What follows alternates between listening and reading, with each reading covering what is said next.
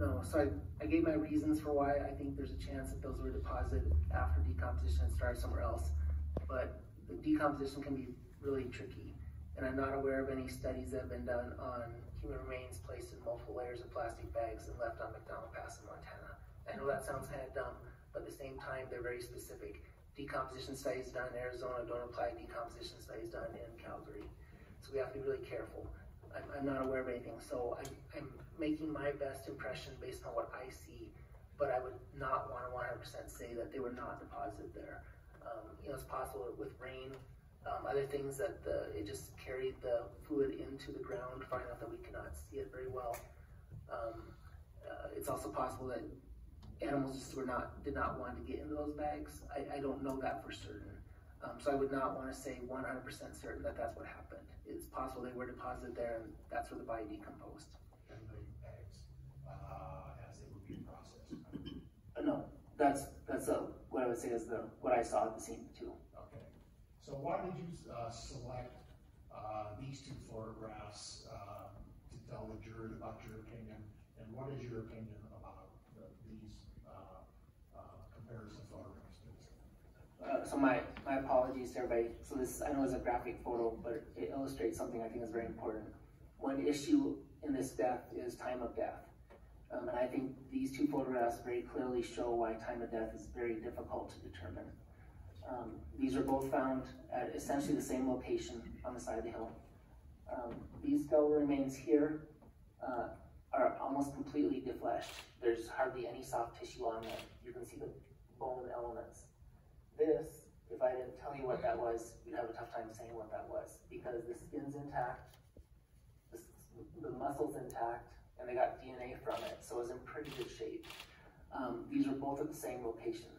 So the person obviously died, his entire body died at the same time.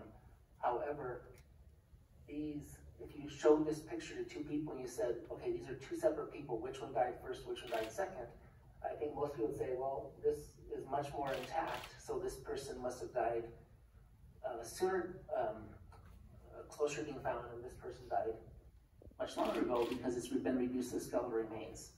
But in this case, it's the same person. So I think this, to me, very much illustrates how difficult it is to determine time of death. All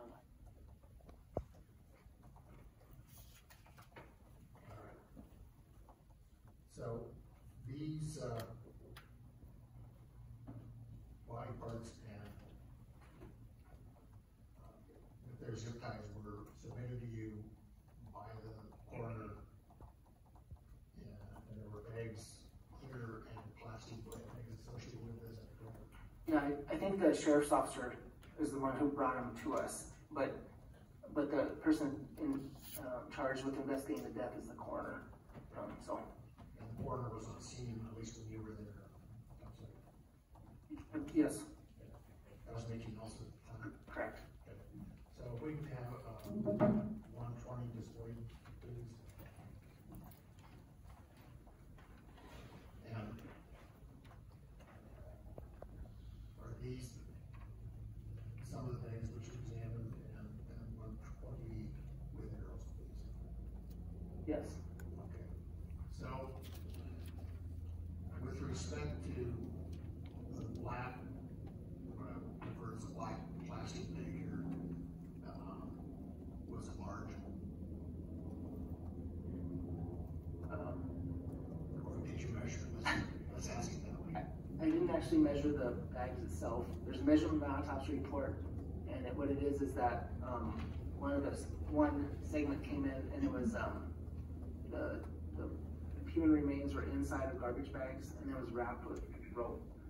So what we usually do is, with the body, we measure the height and the weight. And with this one, I just measured the length, but that is not the length of the garbage bag. I didn't actually measure the lengths of the garbage bag or anything like that. I just measured the length of what I received. That was a conglomerate of the human remains, garbage bags tied there with rope.